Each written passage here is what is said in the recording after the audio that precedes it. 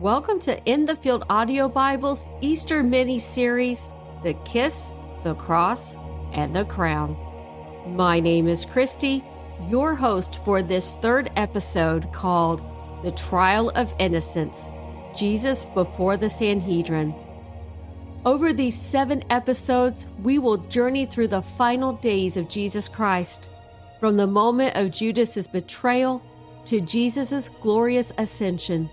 Tonight, we follow Jesus from his arrest to his trials before Annas, Caiaphas, and Pontius Pilate, where he faces false accusations, betrayal, and political pressure, yet remains unwavering in his commitment to God's will. The night was thick with the weight of conspiracy. A chill wind wove through the narrow streets of Jerusalem, sweeping dust and whispered rumors into the shadows. The Passover moon, swollen and pale, cast a ghostly sheen over the rooftops. Beyond the temple walls, the city was hushed.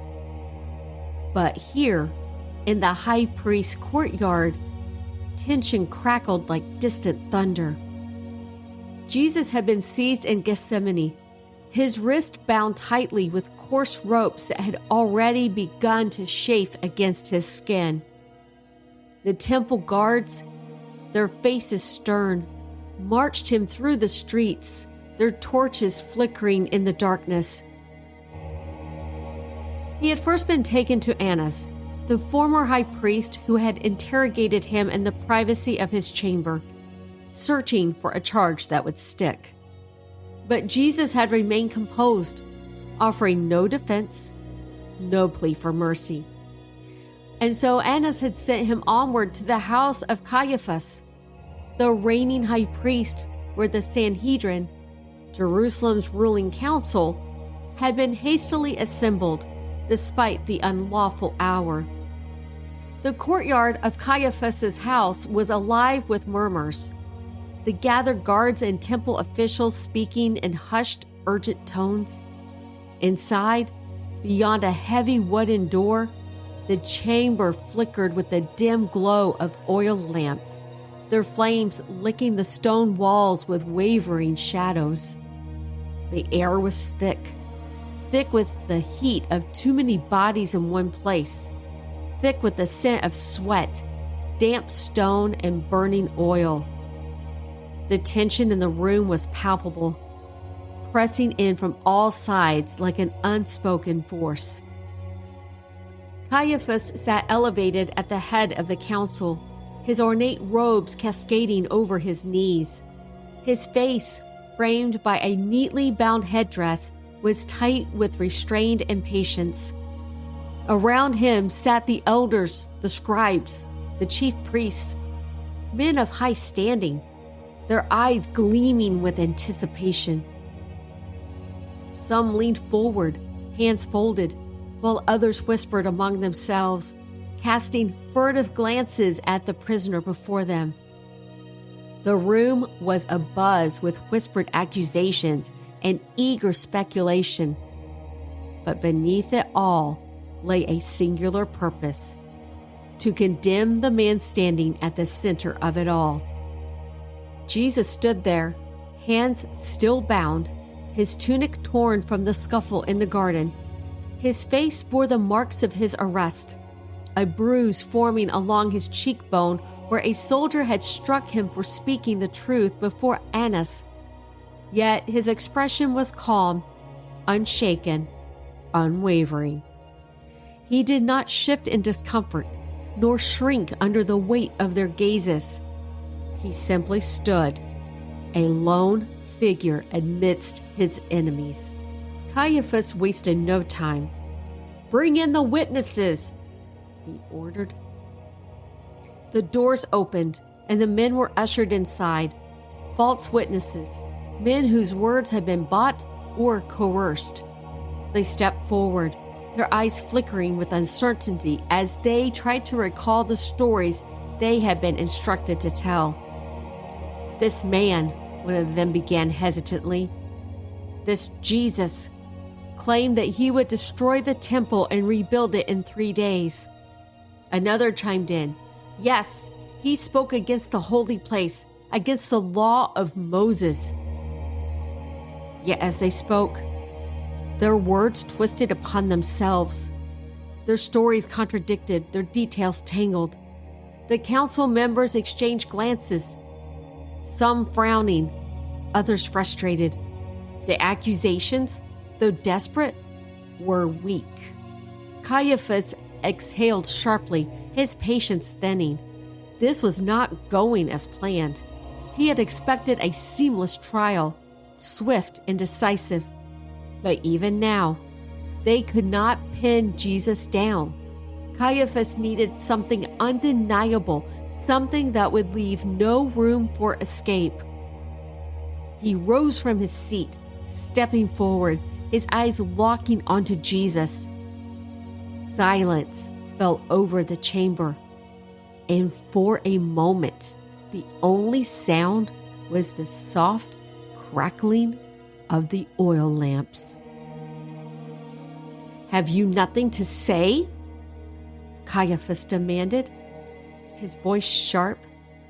"Do you not hear these charges against you?" Jesus remained silent. The room seemed to tighten around the moment. The council waited. The guards shifted in anticipation. Still, Jesus did not speak. A muscle twitched in Caiaphas's jaw. His gaze darkened.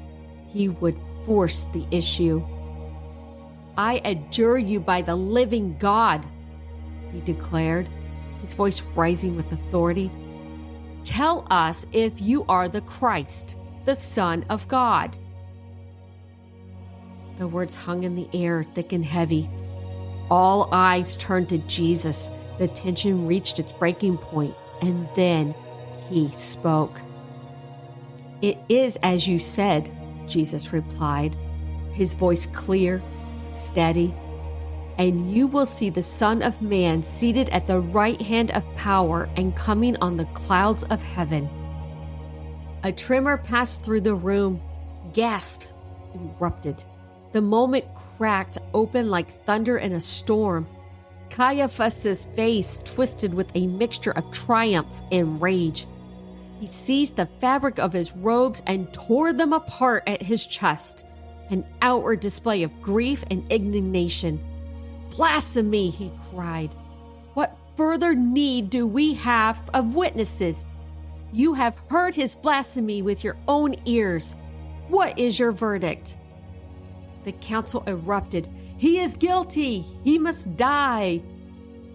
Voices overlapped, anger spilling over like floodwaters. The decision was made. No deliberation, no hesitation. The night had reached its climax. And then the abuse began. One of the temple guards, emboldened by the verdict, stepped forward and struck Jesus across the face. A harsh slap echoed through the chamber. Another guard followed, his fist crashing into Jesus' side. He staggered, but he did not fall. They swarmed him now like wolves descending upon their prey. Hands grabbed at him, pushing, pulling. Spittle flew from their sneering lips, landing on his face. A man struck him again, this time with the back of his hand. Another hurled a jeer. "Prophecy to us, Messiah. Who hit you?" Laughter rippled through the room, cruel and mocking. Jesus did not resist. He did not retaliate. He bore it all, the blows, the insults, the contempt, with a quiet strength that only served to enrage them further. He stood, battered but unbroken, as they continued their assault. By the time he was dragged to Pilate's fortress, his body ached from exhaustion, his skin raw from the repeated beatings. His face was swollen, dried blood cracked along his brow. He swayed slightly on his feet as he stood before the Roman governor, yet his eyes remained steady, his spirit unshaken. Inside the praetorium, Pilate observed the bloodied man before him, noting the eerie calm in his eyes. The religious leaders stood nearby, eager, insistent. Pilate sighed, running a hand through his hair. "Are you the king of the Jews?" he asked. Jesus lifted his head. "My kingdom is not of this world," he answered. Pilate frowned. Something about this man unsettled him. He turned to the accusers. "I find no fault in him." The protest rose instantly. The religious leaders grew restless, pressing in on Pilate. Their voices raised in outrage. Pilate felt the weight of the moment, knowing this trial was far from over. The dawn of the second day had begun, and with it, the path toward an even darker fate.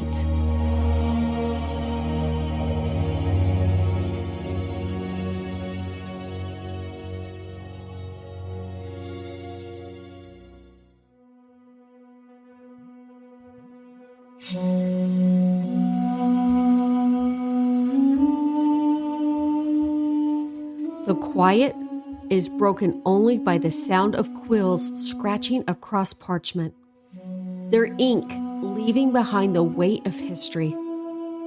The room feels heavy, thick with the emotions of those gathered around the table. Matthew, Mark, Luke, and John sit together, each of them deeply immersed in the story they are about to tell. But there's no denying the weight of what they're recalling. The events they're writing about are not just words on a page. They are memories, painful and raw. Matthew begins, his voice soft but firm. We've all seen it, felt it, the tension. After Jesus was taken from the garden, bound and led away, it felt like the world shifted under my feet. I remember the cold night air as we followed at a distance, too afraid to get too close. We couldn't stay away, not after everything we had seen, everything we had heard. But what could we do? I couldn't help but feel the weight of my own fear. I wanted to stand with him, but my feet felt heavy, like I was stuck in place. We were headed toward Caiaphas' house. He was the high priest. The plan was already set, and we knew what they would do to Jesus. I felt helpless. Mark looks up from his parchment, his eyes dark with emotion. I remember it all too clearly, he said. We had witnessed his miracles, heard him teach with such authority, but now he was a prisoner and we were powerless. The priest had gathered at Caiaphas' house, scheming. I knew this wasn't about justice, it was about eliminating a threat. They didn't have a solid accusation against him. They needed a lie, something that they could twist. They brought in false witnesses, but even they couldn't agree. It felt like watching a play where the actors couldn't even remember their lines.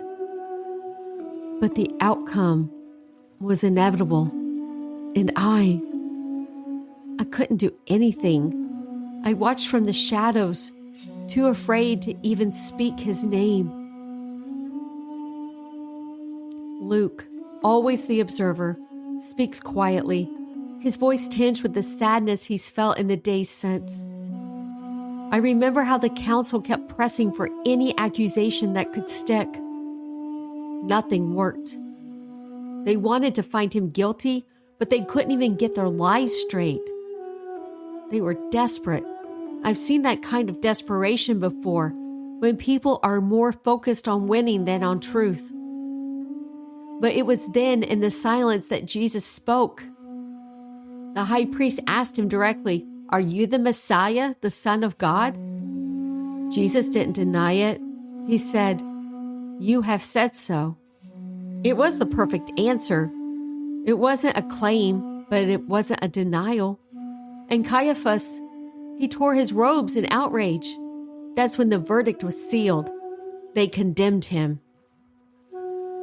Matthew pauses for a moment, his eyes reflecting the deep sorrow he's carrying. I don't think I realized it then, he said. But I was watching something that had been set into motion long before that night. We wanted to believe he would triumph, that he would do something to stop it, but he didn't. He didn't fight back. He just stood there and the mockery began. The guards spit on his face, struck him with their fists, slapped him, and yet he remained silent. I remember feeling like I was suffocating in that silence. It was hard to understand. Why wouldn't he defend himself? Why wouldn't he fight back? But then I saw something in his eyes. It wasn't fear or anger. It was something deeper, something I didn't understand at the time. Mark shifts uncomfortably, his voice thick with the tension he felt in that moment. It was so wrong what they were doing. I couldn't even begin to process the cruelty of it. The way they treated him, it made me question everything. I wanted to shout out to stop it, but the words never came. I just stood there as a silent witness. I think we all did. I think we all felt like we were losing something, and there was nothing we could do to stop it. Jesus wasn't just being mocked, he was being rejected. The one we had followed, the one we had believed in, he was being stripped of his dignity, his humanity, and yet he endured it all. Luke's voice is quiet now, heavy with a sense of realization. I was standing there, he said, watching it all unfold, and I couldn't understand it. He had always been so full of life, so full of purpose. Now, he was just accepting it. I wanted to believe that it would end, that he would do something, but he didn't. It was like he was letting it happen. And in that moment, I realized that what was happening wasn't about his life. It was about something bigger, something none of us could have predicted. It was about us, all of us. John, who had been silent until now, speaks softly, his voice filled with regret. We all failed him. I stayed close, but I wasn't there for him. Not really. I couldn't protect him, couldn't speak out. It was as if I was paralyzed by my own fear. And that's the hardest part to bear now. The knowledge that we all ran in one way or another. We had spent years with him, seen his power, his love. And when the moment came, we all failed. I failed. Matthew glances up, his expression somber, saying, and after all of that, they bound him again, led him out of the house. They were going to take him to Pilate. I could hardly breathe, knowing what was coming next. Pilate, he was the Roman governor, and this wasn't his trial to begin with. But it didn't matter. The priests, the elders, they made their decision. They wanted Jesus dead, and they were going to get their way. Mark, his voice tight with emotion, adds, Pilate was different. He wasn't from here. He didn't know Jesus, didn't understand why they were so desperate to get rid of him. I think he saw that there was no reason to condemn him. Jesus hadn't broken any Roman laws. He wasn't a political threat, but Pilate was also caught in the middle. The priests were pushing. The crowd was growing restless. I could see the conflict in Pilate's eyes. He didn't want to condemn an innocent man, but what could he do? The pressure was mounting. Luke, his eyes downcast, speaks slowly. Pilate didn't just dismiss Jesus, though. He questioned him directly. "Are you the king of the Jews?" he asked. And Jesus, as always, didn't give a simple answer. He said, "You have said so." It was like he was giving Pilate the choice. Pilate had the power, but Jesus wasn't going to make it easy. And I could see the confusion in Pilate's eyes. He didn't know what to do with Jesus. He didn't know what to make of a man who refused to fight for his own life. John sighs deeply, looking down at his parchment. It wasn't just Pilate who was caught in the middle. We all were. We were watching our master, our teacher, standing before the Roman governor, and we didn't know what would happen next. We didn't know how to help him, how to stop it. It was as if we were all trapped, and the only thing we could do was watch. And in the watching, we felt a part of ourselves slowly fading away. The room grows still again, the weight of the moment pressing on all of them. The story they are telling is no longer just an account of events. It is a personal reflection of their own pain, their own doubts, and the deep sorrow that fills the space between the lines. As they continue to write, the quills scratch across the parchment, but the silence between them speaks volumes. Each of them knows that what is coming next will change everything, but none of them are ready for what's about to unfold. And yet, they write on. Their words, the only thing they have left to offer.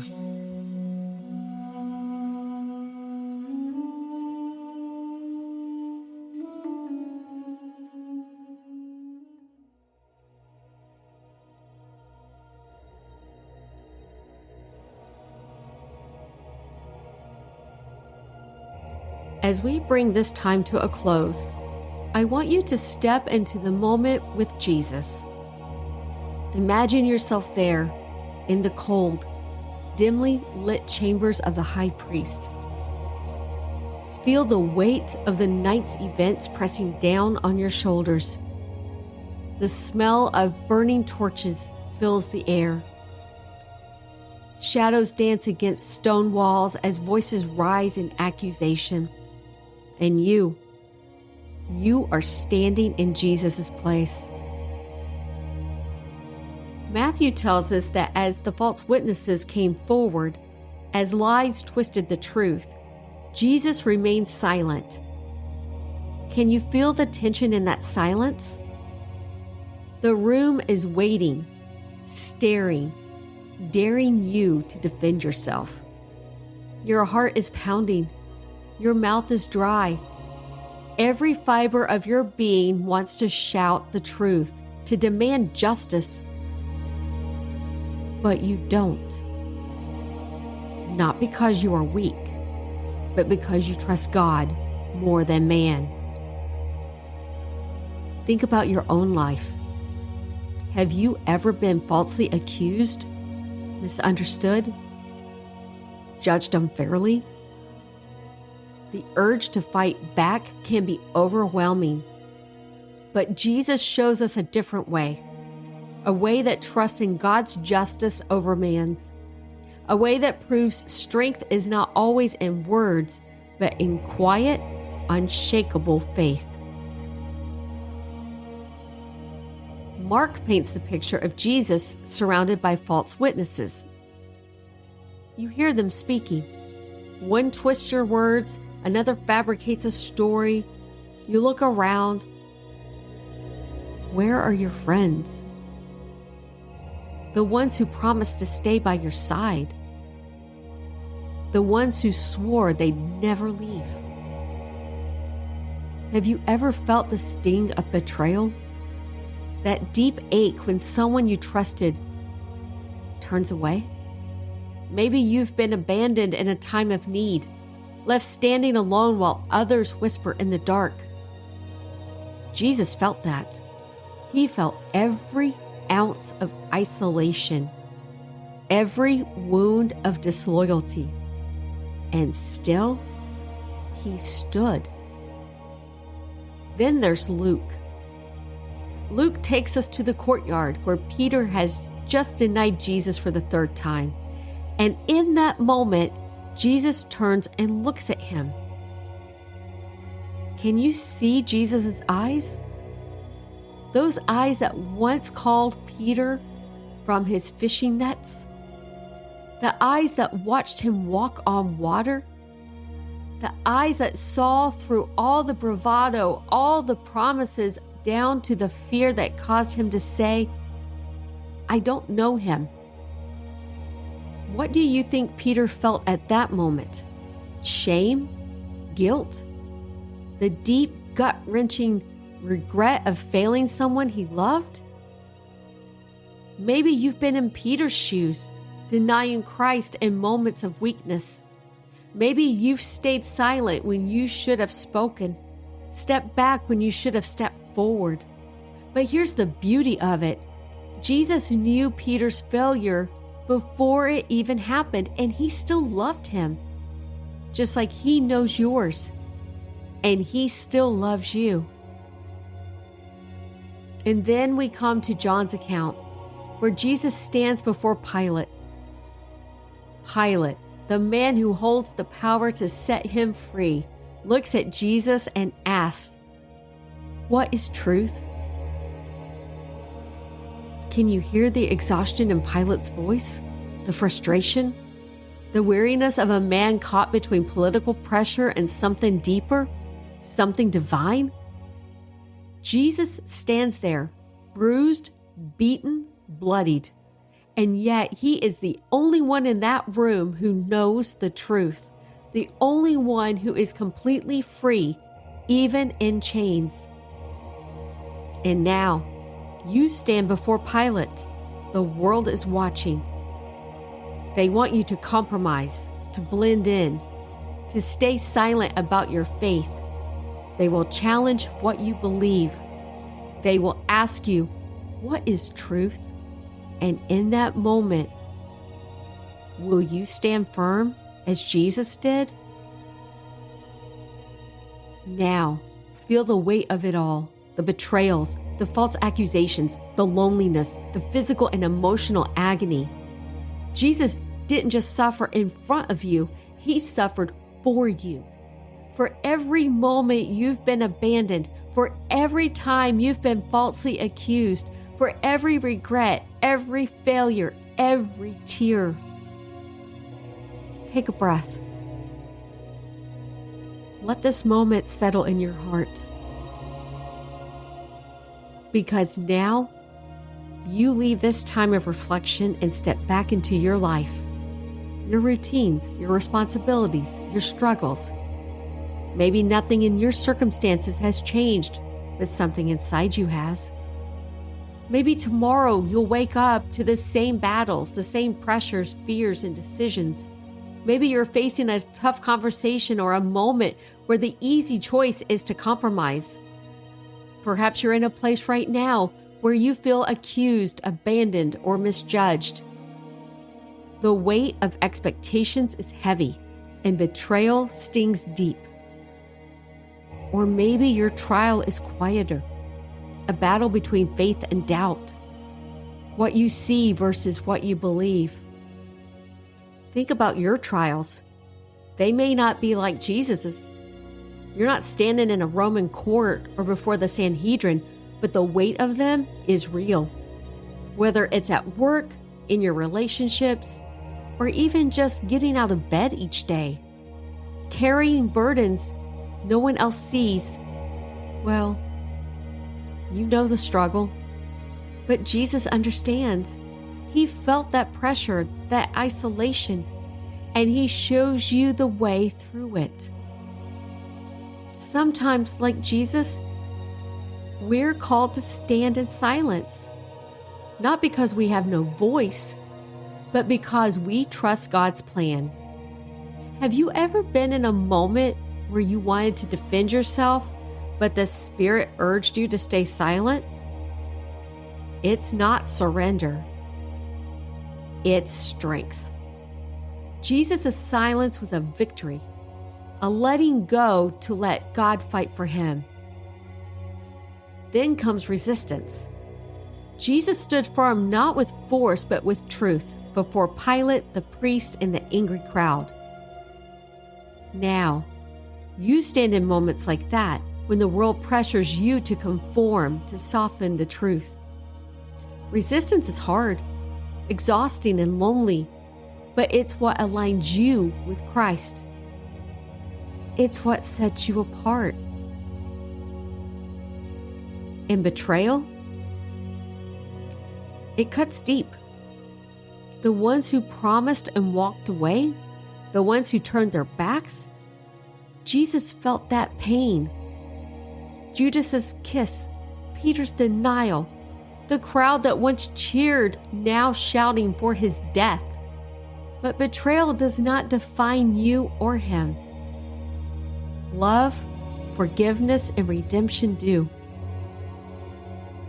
In all of it,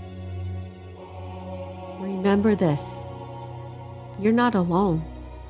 You are walking the path Jesus walked. Not a path like his, but his path. The one he walked first, so that you would never have to walk it alone. You stand in truth, even when lies surround you, even when standing for what's right costs you. You stand in honor. Your identity is secure in him, no matter what the world throws at you.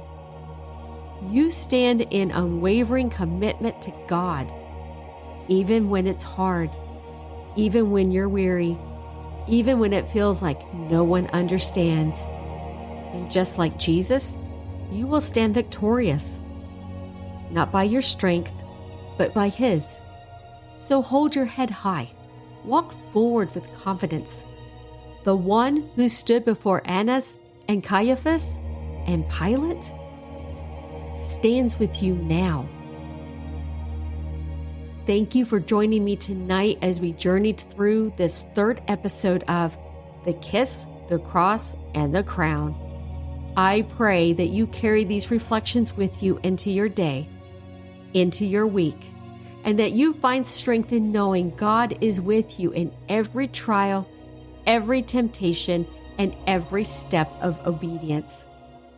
If this time in God's Word has encouraged you, take a moment to share it with someone who might need it. And be sure to join me next time as we continue walking from Judas's kiss to Jesus' glorious ascension, learning, growing, and staying faithful in the field of life. Until next time, may you find peace in the quiet, trust in God's call, and rest in his unchanging love. This is In the Field Audio Bible, where we listen to the Bible one chapter at a time.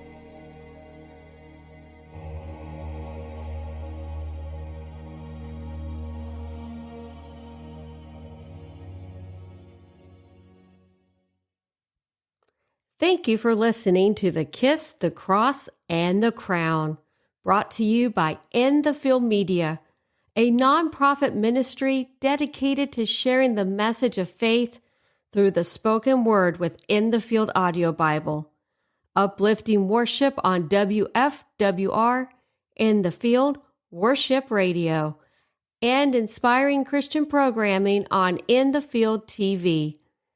If this mini-series has blessed you, we invite you to support future series with a tax-deductible donation at inthefieldAudiobible.com/donate.